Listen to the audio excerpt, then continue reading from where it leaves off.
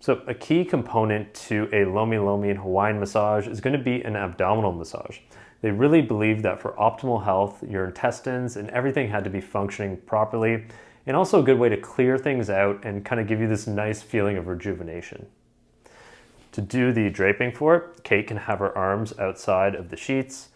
I'll place the towel over her chest, then she'll place her arms like this, and then that makes it easy for me to bring the sheet down. And you want to make sure that you roll it this way, and then find where her ASIS is and place the sheet like that. You can tuck in, and then you could even get Kate to tuck the sheet in underneath her arms.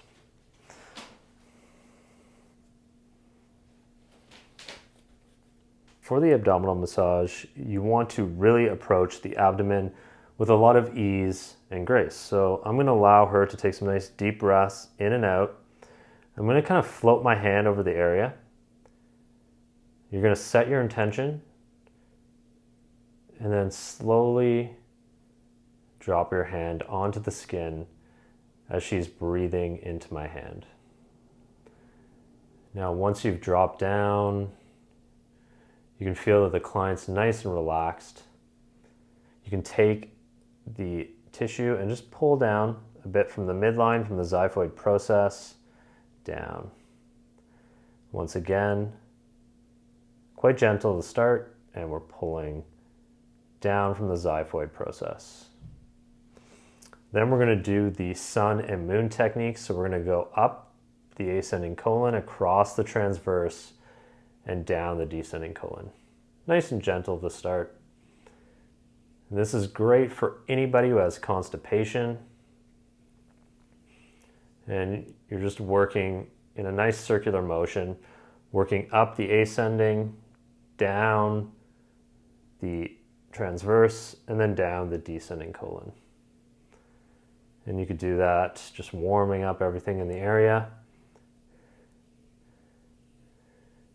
And we'll get back to that in a minute. But for now, you can use your hand, go across the ribs here. So moving across the intercostals, opening up along the diaphragm. And nice gentle pressure over the ribs. Nice smooth strokes. Back and forth. Nice and smooth. We want to open up this area before we go in to the diaphragm. So I'm rolling my hand around the back, creating a stretch. Come back, take the pad of your thumb, and then drop down in below the rib cage. Now here, once again, you're going to work with the breath. So I'm going to get Kate to take a nice deep breath in. And then on the out breath, you can press down in with your pad of your thumb. Deep breath in. And slowly sink in.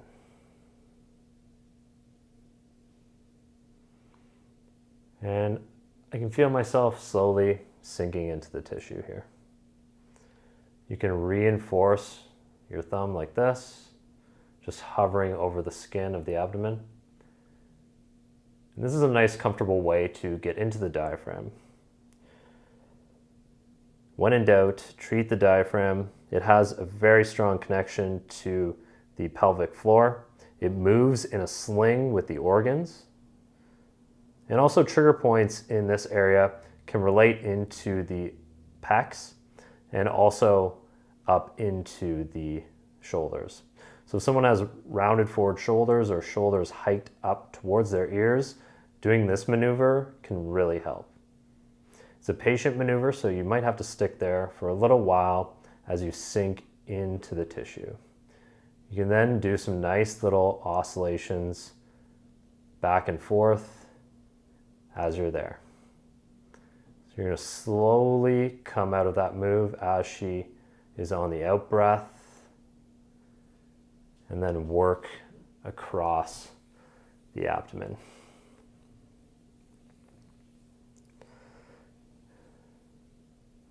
Then once again, sun and moon technique.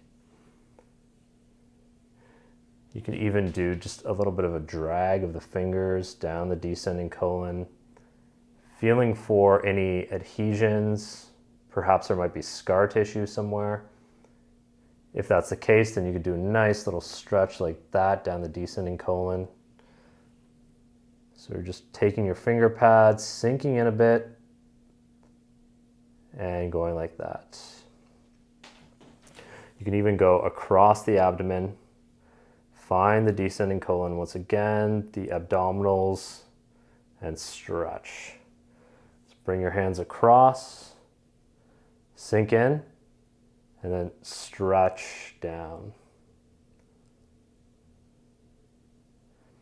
Another thing you could do here is on the ASIS, take your hand like this, sink in a little bit, and you're just rolling your hand like this. So you're sinking in to the SIS, really listening to the tissue, making sure the client's comfortable, and then roll your hand like this as you stretch that tissue out. Is that comfortable, Kate? And that's a really nice way of opening up the anterior hip. Come out slowly and then drag across the ribs once again.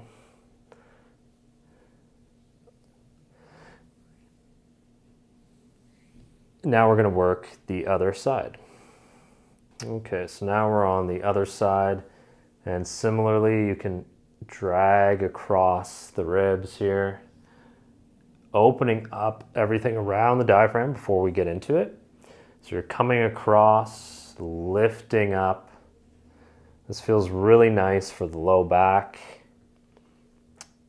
And when you consider low back pain, digestive issues, tension at the shoulders, you really have to look to the abdomen. I think it's one of the most undertreated things in massage therapy. So it's one of those things that you have to mention to clients. Before you do a low-me treatment, definitely just let them know that this may entail an abdominal massage. That's what they traditionally do. And maybe it'll pique their interest while they're trying a new type of massage therapy. So we've worked across there, we've opened up all of this tissue. So then once again, place the thumb down, and I'm going to work with her breath. So Kate, I'm going to get you to take a nice deep breath in, and then on the out breath, working the pad of the thumb into the diaphragm. Deep breath in, and then on the out breath, slowly work in. You're not forcing anything. You're just waiting for the tissue to allow you in, and sometimes that takes time. This is a patient art when you're treating the abdomen. So I'm in there, and I'm starting to feel things relax a little bit. You can do some nice little oscillations on the out breaths. And I'm slowly sinking in. Once again, this has a relationship in trigger point therapy to pain in the chest, either on this side or in the middle of the chest. And also if someone has their shoulders up by their ears, if the diaphragm is really tense and wound up, it's going to really cause some stress in the person. They're not going to be breathing optimally, and that can cause them to have their shoulders by their ears. It's an innate stress response. And you can move down across that border just gently. And then work around the hip, pulling from the back. And then here on the ASIS, you can come across, sink your hand like this in, doing a nice myofascial stretch. She's really, really tight in that hip. So I'm going to hold there. It's very subtle. And I'm going to work with her breath and slowly sink my hand down and in. And then I'm going to drag the tissue a bit. Kate, is that okay? Always check in with the client with abdominal work and make sure that they're comfortable. An alternate approach to this, but a little more invasive, would be to use your fingertips Use them all. Sink down into the iliacus, work with the breath,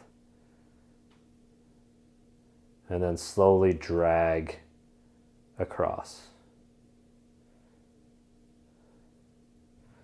And you can feel for any scar tissue. So here, let's assume someone has a scar in this area. You can do some nice spreading.